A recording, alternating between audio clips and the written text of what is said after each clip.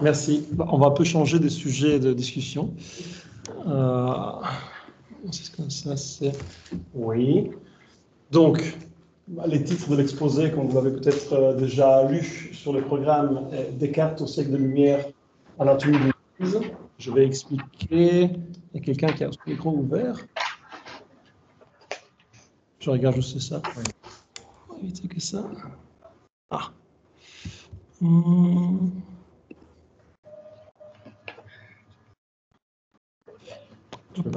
Participant. Tu es obligé de me demander. Est-ce que vous pouvez éteindre votre micro, s'il vous plaît? Vous activez le micro.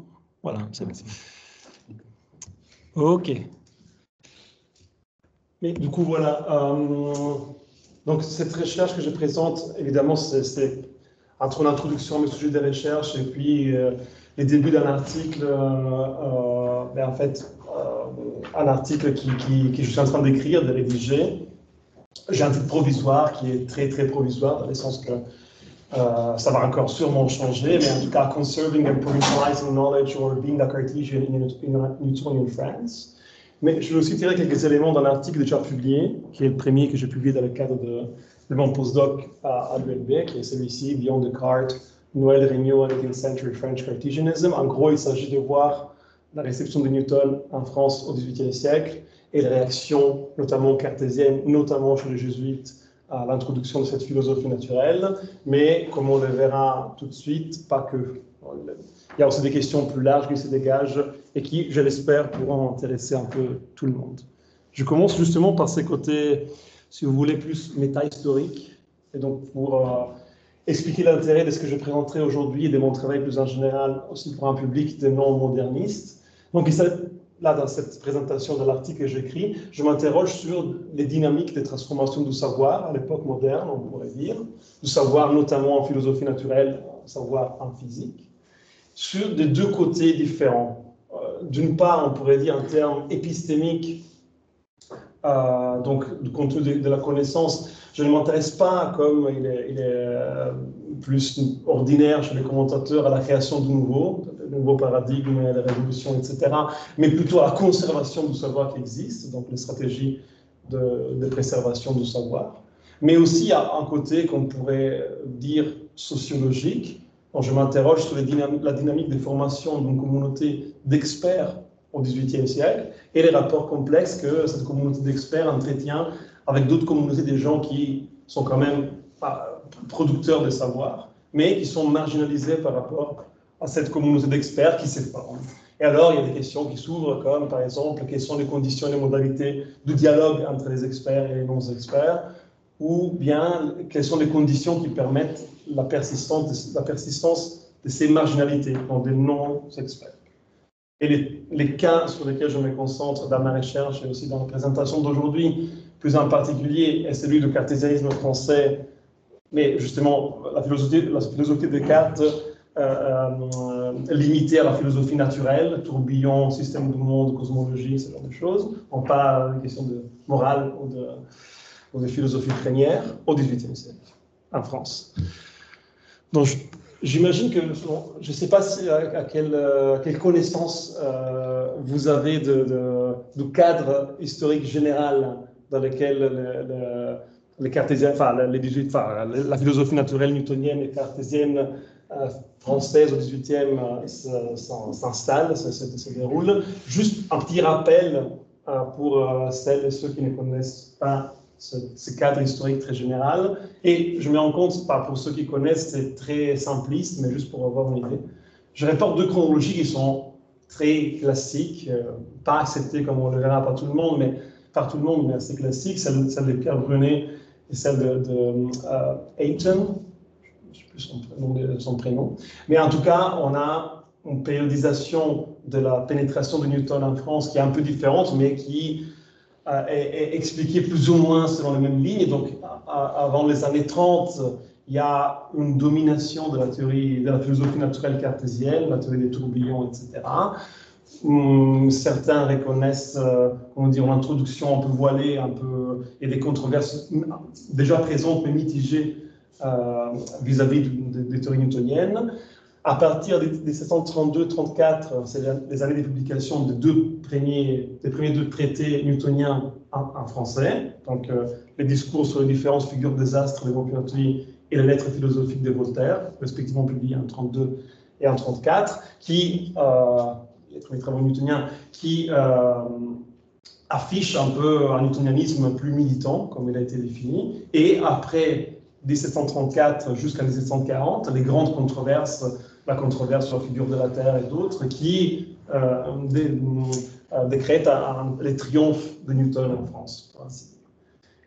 Il y a déjà un problème, et ça c'est un peu la chronologie qui m'intéresse, ce qui se passe après 1740. Donc on a tendance, et ça aussi chez les commentateurs qui critiquent cette chronologie, à dénoncer une certaine disparition de la philosophie cartésienne, de la philosophie naturelle de Descartes. Je cite un passage pour rendre hommage à Olivier, le discours préliminaire du traité de dynamique d'Alembert. Dans la première édition de 43, d'Alembert écrit des cartésiens, c'est une secte à la vérité fort affaiblie aujourd'hui. Et puis dans la deuxième édition, il écrira une secte qui à la vérité n'existe presque plus aujourd'hui. Donc, en gros, les commentateurs d'aujourd'hui font confiance en quelque sorte au récit de Lumière, alors qu'ils critiquent les récits de philosophes de Lumière par d'autres aspects. Donc il y a un débat historiographique que je ne peux pas restituer ici, mais qui est assez important sur ces points. Il y a des remises en discussion importantes, par exemple de la partition cartésien-newtonien, et par exemple aussi des chronologies traditionnelles, mais comme je le disais à l'instant, plutôt vis-à-vis de la préhistoire de l'histoire du newtonianisme français. Donc on a J.B. Shank, mais aussi d'autres avant lui, un historien américain, qui, en fait, il soutient qu'il n'y a pas de véritables cartésiens au sens classique, dans le sens que les cartésiens de l'Académie des sciences de Paris, en tout cas autour de Malebranche, ne conduisaient pas simplement les modèles de Descartes, mais feraient assez des concessions à Newton tant qu'ils ouvriraient la piste aux newtoniens français, et donc qui seraient au final plus newtoniens que cartésiens. Ça, c'est un peu l'idée de Shank et d'autres personnes.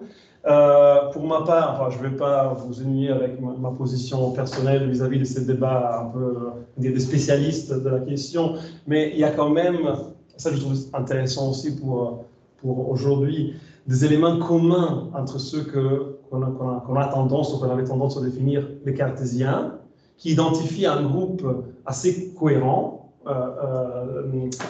et qui s'identifie lui-même en tant que groupe. Ce n'est pas un groupe homogène, évidemment, dont chaque auteur a des points de divergence même importants, mais il y a des lignes, des principes et des méthodes communs à plusieurs de ces philosophes. Et je pense aussi, et ça on va le voir aussi encore aujourd'hui, qu'il y a quand même besoin de remise en discussion de la chronologie, mais non seulement de la préhistoire du newtonianisme, mais aussi en ce qui concerne l'après 1740, après la mort du cartésianisme. Ça va nous être utile aussi pour la suite de l'exposé.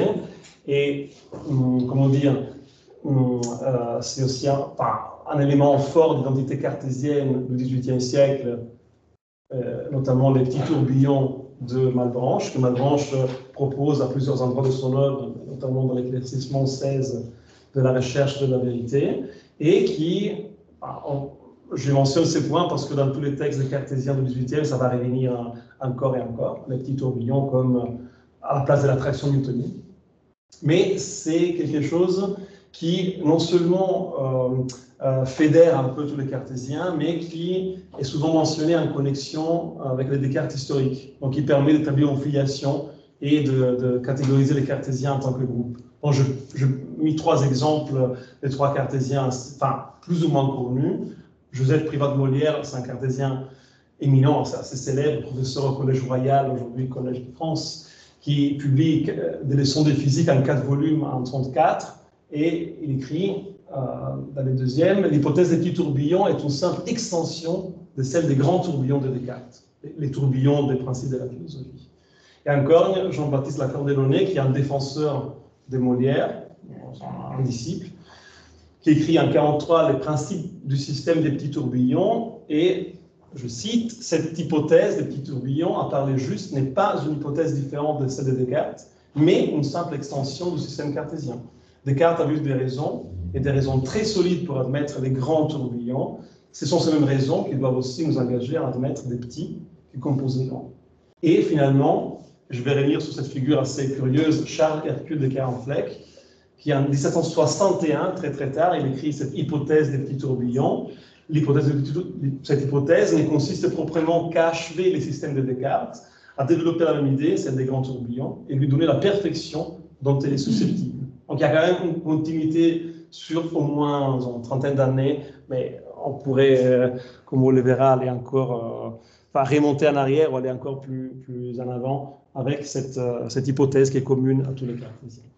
Mais j'en viens à la question de la marginalisation des cartésiens qui fait suite à l'introduction des théories newtoniennes en France. Et il faut faire encore un peu des travaux contextuels pour bien comprendre quels sont les enjeux, en tout cas les questions précises que je pose.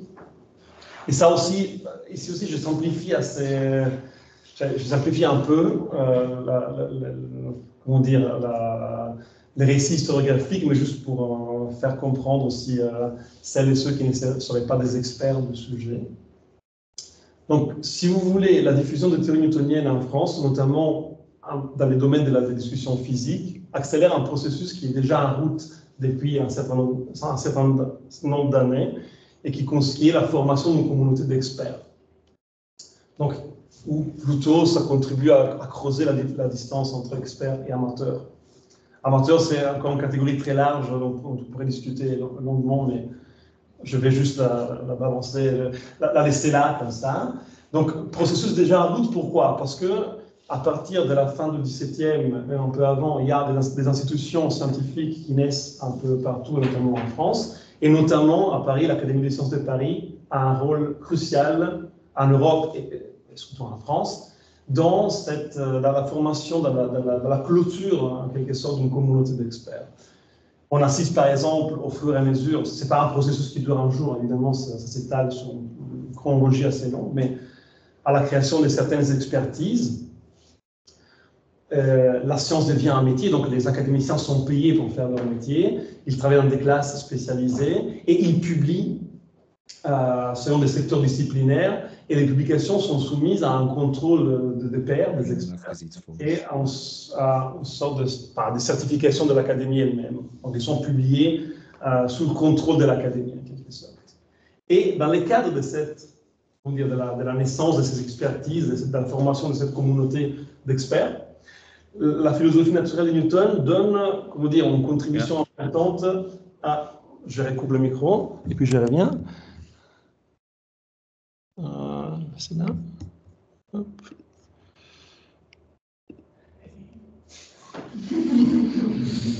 C'est bon? Ok. Voilà. Bon, je disais que la philosophie naturelle de Newton, et si je cite Yves Gingras, qui est un sociologue des sciences québécois, mais voilà, je partage assez son jugement, contribue à créer un espace fermé, accessible uniquement aux personnes ayant reçu une formation appropriée en mathématiques.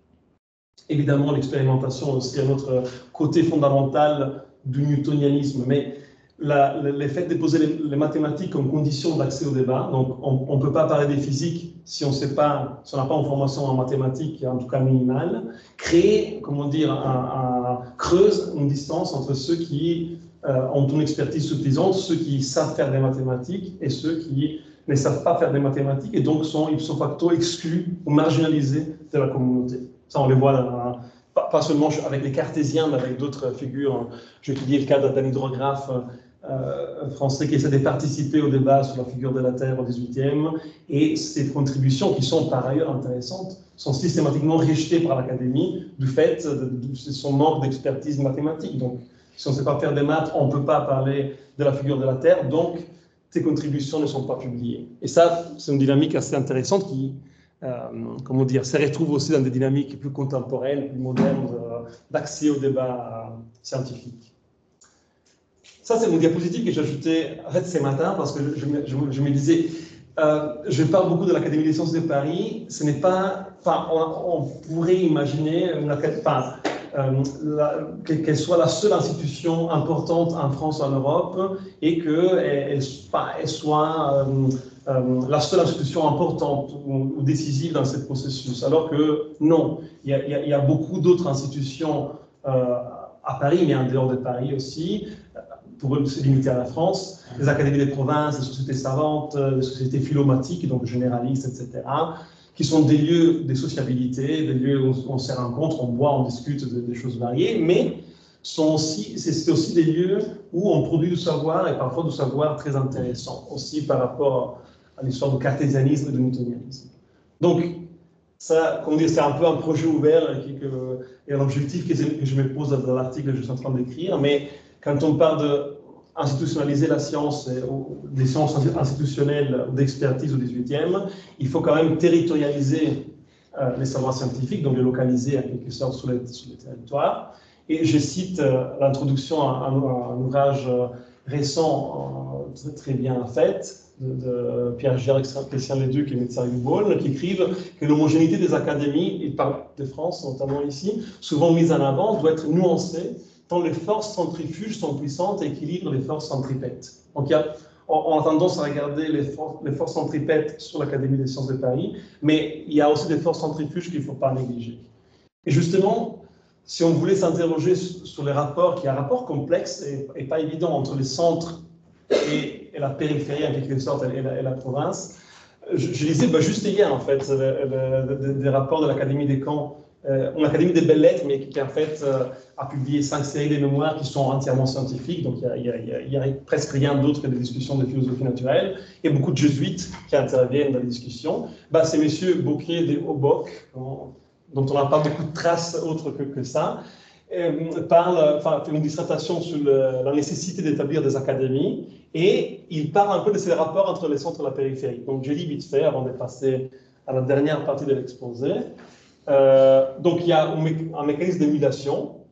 Je suis très éloigné de donner la moindre atteinte à la supériorité de la capitale, la proximité du soleil qui vivifie tout, les rendez-vous des savants du premier ordre, la multitude et la splendeur des établissements les mieux fondés et les mieux remplis, en ont fait les centres du savoir et du bon goût, et c'est à elle qu'il appartient de donner les tons à tout le royaume, peut-être à tout l'univers. C'est un peu exagéré, mais pour donner une idée de l'importance du centre aussi perçu, de ceux qui se sentent un peu aux marges de cet univers central, mais en même temps, il revendique une sorte d'autonomie ou d'importance aussi de son territoire, du localisme, si vous voulez. Donc l'Académie a toujours réclamé ses droits sur les talents oisifs ou enfouis. Elle les tire de leur obscurité et de leur enveloppe, les met à l'œuvre et s'en enrichit. Elle fait en cela ce que la politique et la prudence dictent aujourd'hui, plus que jamais à tous les peuples et à presque tous les particuliers, à les animant à défricher les terrains cultes, à améliorer les fonds cultivés, à trouver l'application des propriétés de chaque chose et à porter tout à sa plus grande valeur. Donc l'utilité aussi d'un savoir qui est aux marges, bien sûr, mais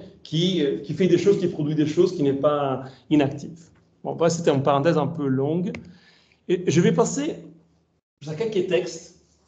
Évidemment, comme ce n'est pas un papier fini que je vous présente, c'est plus une liste de sources ou lectures, disons, des lectures que je partage avec vous.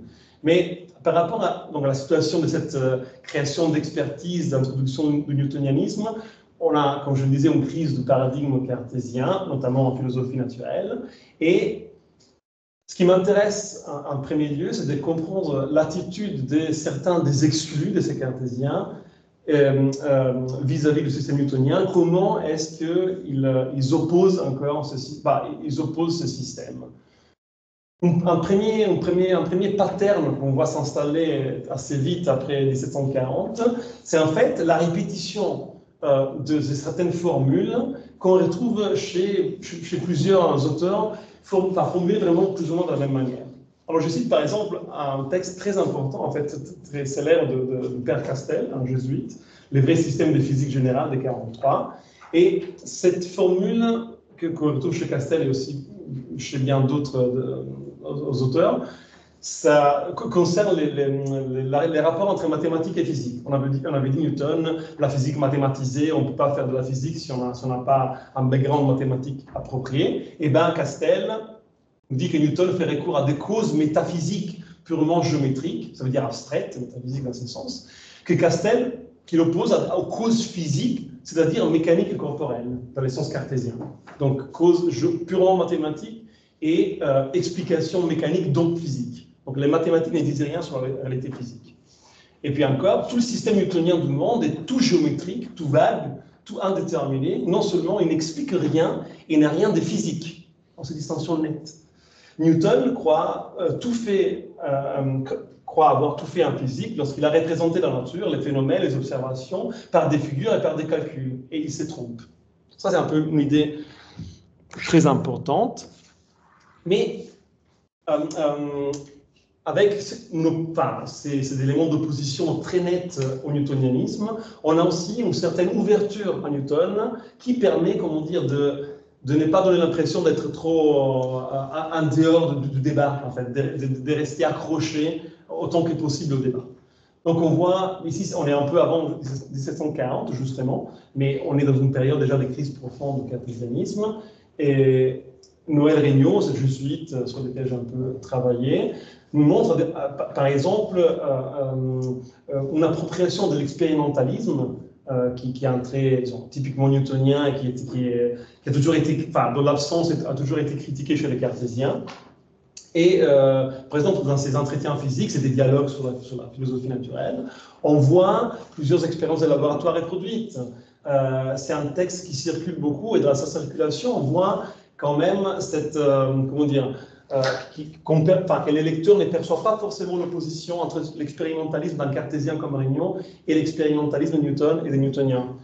J'ai cité ici une traduction néerlandaise des entretiens où Regnault, des extraits de l'ouvrage de Regnault sont accompagnés des extraits d'ouvrages de Newton, des membres de la Royal Society et de l'Académie des sciences. Donc, l'expérimentalisme cartésien passe quand même, et c'est un facteur qui fait un peu survivre certains cartésiens. Et puis, il y a un autre problème historiographique majeur sur lequel je ne veux pas trop m'attarder, mais qui est celui qui concerne, d'ailleurs aussi Castel, le jésuite qu'on a vu tout à l'heure, la construction des systèmes mixtes. Alors, moi j'ai une position assez nette, peut-être pas très populaire sur ça, la même position qu'a Carlo Borghero dans un ouvrage très intéressant qu'il a publié en français il y a une dizaine d'années. Donc en fait, les systèmes mixtes, prétendument mixtes, sont en fait cartésiens. Donc, qui s'évendent comme système intermédiaire ou mixte, mais qui en fait sont beaucoup plus cartésiens que newtoniens. Voilà. Et Privat de Molière, que j'ai cité déjà tout à l'heure, en fait, dans ses leçons de physique, il est très explicite et il propose une conciliation de principaux dogmes des deux plus célèbres philosophes de nos jours, Descartes et Newton. Et dans son système, qui est une troisième voie, soi-disant, les deux systèmes de Descartes et de Newton se trouveront renfermés, éclaircis et si bien liés les uns aux autres qu'on verra peut-être avec surprise. Mais en fait, quand on voit en quoi consiste en fait sa conciliation de Descartes et de Newton, ça consiste à tâcher de ramener tous les effets au principe de la mécanique. La physique de Newton est pour lui qu'un mécanisme et un mécanisme interrompu. Il s'agit pour Privat de rendre le mécanisme continu. Donc c'est une opération de lecture, disons, mécaniste cartésienne de Newton. Et d'ailleurs, c'est une citation aussi assez drôle, sa physique n'est pas mathématisée. Donc Molière veut ramener les effets généraux de la nature aux lois les plus simples et les plus certaines du mouvement, en ne faisant usage que des moyens dont Euclide s'est servi pour démontrer ceux de la géométrie. Donc Euclide a très bien démontré ses propositions sans le secours des calculs différentiels intégral, donc Molière ne va pas utiliser les calculs différentiels intégral pour ce qui est évidemment en paralogie, c'est un argument absurde, mais on voit à quel point, comment dire, on essaie de se revendiquer un peu d'un héritage newtonien tout en étant opposé aux principes fondamentaux méthodologiques et aussi métaphysiques, on pourrait dire, du newtonianisme. Il y a aussi une question qui me hante un peu, mais je vais laisser un peu de côté. J'ai des éléments de réponse un peu vagues, mais voilà. C'est, en fait, pourquoi insister avec les thèses cartésiennes après 1740? Pourquoi ne pas abandonner un paradigme qui est perdant? Au-delà d'une conviction personnelle, au-delà d'une opinion personnelle. Est-ce qu'il y a d'autres enjeux? En fait, pourquoi il y a, je pense, notamment, par exemple, chez les jésuites, d'autres enjeux que juste la persuasion philosophico-naturelle, mais c'est une question plus large. Je vais juste passer la dernière partie, parce que je suis déjà un peu en retard, de l'exposé, qui vraiment, enfin, sur la partie très tardive, et aussi, que je trouve plus drôle et moins connue de l'histoire. Donc après 1750, Fontenelle est mort, Castel est mort, donc on a un peu les grands cartésiens de la dernière période des années 40 ne sont plus là. Qu'est-ce qui se passe? En fait, le dialogue est devenu vraiment presque impossible, mais le cartésianisme, en quelque sorte, se réinvente et continue d'exister. Donc, je laisse tomber la partie sur les académies des provinces. Là, je parlais des camps, on pourrait parler de Toulouse aussi, des Lyon, etc. Mais pour des raisons de temps, je vais laisser ça de côté. Mais un phénomène très intéressant qu'on voit, c'est qu'en fait, il y a encore des cartésiens, mais qui sont à la recherche de visibilité auprès d'un public différent. Donc ici, on a un premier élément de réponse, par exemple, à la question pourquoi, il y a aussi une volonté d'émerger comme écrivain, par exemple, les succès littéraires, ça c'est partie du jeu, en fait. Mais cette recherche de visibilité contribue à un phénomène de provincialisation du cartésianisme. On verra à quoi ça consiste dans les prochaines diapositives. Et l'un des traits fondamentaux qu'on devrait garder en tête quand on lira ces textes-là dans quelques instants, dans le cartésianisme des provinces, c'est en fait un souci d'accessibilité. Les points sur lesquels ces cartésiens provinciaux insistent très fort, c'est qu'en fait, le newtonianisme mathématique, difficile, abstrait, etc., est très loin du sens commun, on ne comprend rien. Il faut retourner aux choses intuitives, claires, que tout le monde peut comprendre. Donc, la physique, pour être vraie, pour être de la bonne physique, doit être accessible. Et donc, en insistance, comme je disais, sur les sens communs et que la science doit parler à tout le monde. J'ai deux exemples assez intéressants et pas très connus pour le coup. Les premiers, Massière, on ne connaît pas trop de sa biographie, mais en 1759, à Nice, publie ses réflexions critiques sur le système de l'attraction. Donc, déjà, on a un élément assez intéressant. Je ne vais pas lire les poèmes, mais l'ouvrage s'ouvre sur ces poèmes. J'attaque un système vanté, belle Orphise, etc., qui s'adresse à Madame la Comtesse II. Donc, on pourrait s'imaginer un public féminin qui ne veut pas au XVIIIe. Donc, la science pour les femmes, on a beaucoup écrit là-dessus. Ça veut dire adopter une rhétorique qui soit adaptée au monde des salons, au monde qui n'est pas celui des cercles scientifiques spécialisés, qui était réservé, qui était foncièrement masculin, voire exclusivement masculin au XVIIIe siècle. Donc, le fait de s'adresser, de s'ouvrir aux dames, ça veut dire essayer d'élargir le public aussi en dehors des cercles de spécialistes. Alors, Massière, c'est cool. Écrit ça dans la préface de son ouvrage. Alors, cet ouvrage, je vais voir son existence qu'à la l'oisiveté à l'ennui de la campagne où je vis. J'ai écrit sur un sujet scientifique sans être savant. J'ai attaqué l'attraction newtonienne sur l'idée que je m'en suis formé par la lecture des éléments de Voltaire, que M. de Voltaire a donné de cette philosophie. Je ne connaissais pas que des noms lorsque ce livre me tomba entre les mains. Je fus curieux de les lire, etc. Je lis tout si j'ai le temps. Pour moi, qui ne suis pas calculateur, j'avouerai que je me sentis d'abord révolté contre cette nouvelle espèce de philosophie. Je ne pus souffrir sans que mon amour propre en fût blessé, parce qu'il ne comprenait pas. Qu'un garçon marchand les commis d'un financier, sans autre science que l'arithmétique, fût en état d'être dans peu de temps meilleur philosophe que moi, qui étudiait pendant 2 ans, sous un professeur péripatéticien, les catégories d'Aristote, les universaux, les modalités. Je cherchais la vérité, je me flatte de l'avoir trouvée, mais j'écris sans laisser cours des livres, éloignés des savants et des expériences. C'est vraiment aux marges d'une communauté qui s'est déjà formée. Et je puis dire, je ne sais si c'est à mon avantage ou à ma confusion, qu'il y a fort peu de temps que je n'avais pas la moindre idée des sciences qui ont du rapport à cet ouvrage. Et puis, un peu plus loin, encore dans l'introduction, il écrit « Mais cela ne satisfait pas les sévères censeurs qui, sans faire attention à ce que mon livre a de bon, dire que plus que je reconnais que je ne suis pas savant, j'aurais dû me taire. » et que pour parler de la philosophie de Newton, je devais au moins lire ses principes mathématiques. Je n'ai pas cet ouvrage, mais si je l'avais, on en a parlé comme d'un livre si obscur et qui demande une si grande application pour être entendu, que peut-être n'entreprendrais-je pas de le lire. Si je n'avais présenté mes raisonnements que sur des expressions algébriques, les bons gens m'auraient peut-être cru savant, mais la plupart de mes lecteurs n'auraient rien compris à mon livre. C'est l'essor de quelques-uns de ceux que l'on voit paraître aujourd'hui sous ces matières. Il semble que leurs auteurs craignent d'être entendus. J'avoue que je suis plus populaire et que toute ma crainte est de n'être pas assez entendu.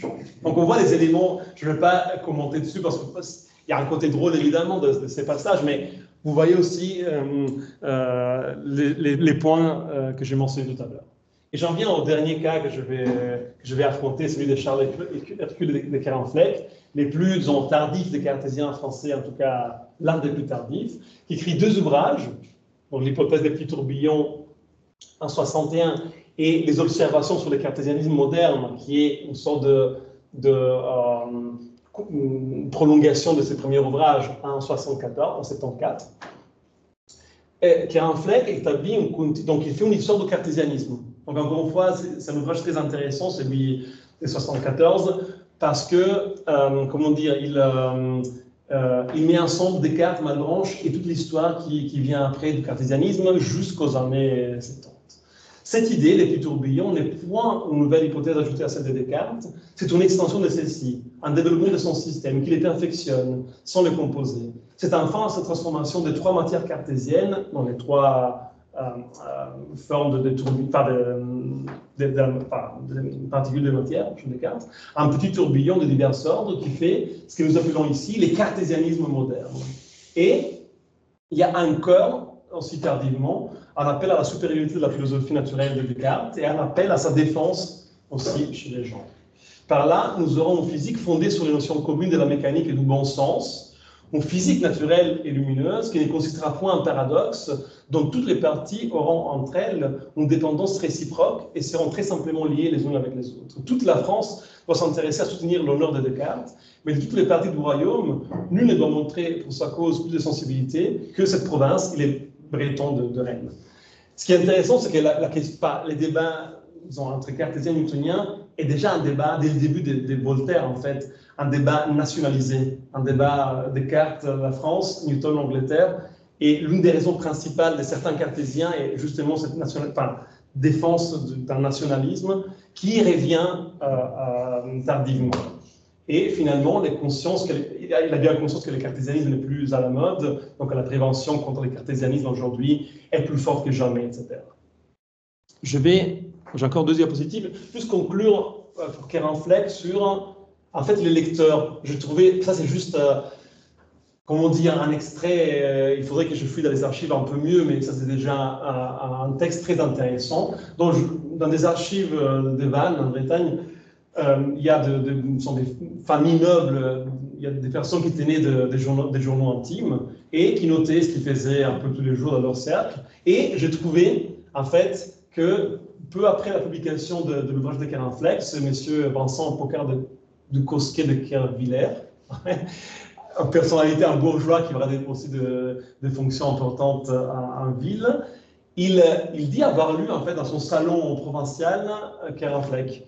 Mai 62, exercice de philosophie à l'occasion d'un ouvrage sur l'hypothèse des petits tourbillons publié récemment à Rennes par M. de Keralenfleck, qui veut perfectionner les idées de Descartes et qui n'admet pas la nouvelle théorie newtonienne sur la physique. La nouvelle, ça fait 30 ans qu'elle circule en France, attendu qu'elle comporte que toute matière gravite, ce qu'on ne peut pas prouver, et qu'une gravitation non universelle cadre mieux avec le mouvement céleste. À la place, Keralenfleck met les pleins et à l'attraction, il substitue l'impulsion. La lumière n'est plus une émanation des parties propres du Soleil, mais les mouvements des globules élastiques de l'éther, mis en action par les vibrations sans déplacement des corps lumineux. Sur tout cela, on discuta beaucoup, mais en somme, on ne sait pas grand-chose. Mundum tradidi disputationis eorum. Donc, en gros, on voit ici une perspective, ça il faudrait développer, mais une perspective un peu vraiment, encore une fois, des marges d'une discussion qui n'est pas du tout celle académique ou même des salons intellectuels parisiens, mais qui, donc, Kerenfleck s'adresse typiquement à ce genre de public. Enfin, c'est mon hypothèse, un public un peu éduqué, provincial, qui est à la recherche de nouveautés littéraires, qui veut afficher une certaine compétence en sciences, mais qui n'est pas non plus, enfin, ni spécialiste, ni intéressé au mainstream, comme on dit aujourd'hui. Mais il faut encore préciser avec une recherche d'archives un peu plus approfondie. Et l'autre citation que je ne lirai pas, c'est un peu pour voir la réception que Kerenfleck a dans les journaux un peu plus du centre scientifique, où en gros on dit qu'il ignore la théorie newtonienne, donc il part comme ça parce qu'il ne connaît pas assez Newton. Et je vais juste conclure, dernière diapositive, sur en fait des formes qui persistent de résistance à Newton très très tard. Donc c'est Mangin qui était membre de certaines sociétés provinciales de philomatique et d'agriculture, qui écrit en 1826 un tombeau de la fraction universelle, où encore une fois, enfin, on voit les sentiments d'exclusion et de marginalisation exacerbés. On est un peu à la fin d'un cycle. Il est hors de doute que les physiciens modernes ne manqueront pas de traiter d'abord d'audacieux comme aussi d'ignorants. Il en a conscience. Celui qui a l'ardiesse d'entreprendre, de combattre encore aujourd'hui les systèmes d'attraction universelle, tel qu'il a été établi par les grands Newton et adopté par presque tous les savants de premier ordre. Mais je ne doute pas non plus, etc. etc.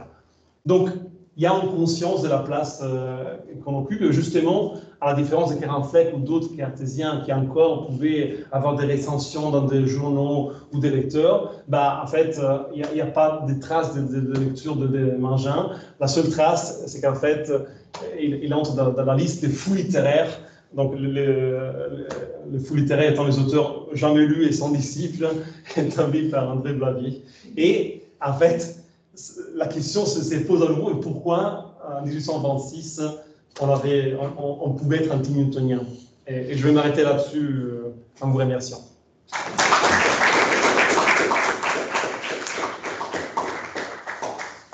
Merci beaucoup, Marco, pour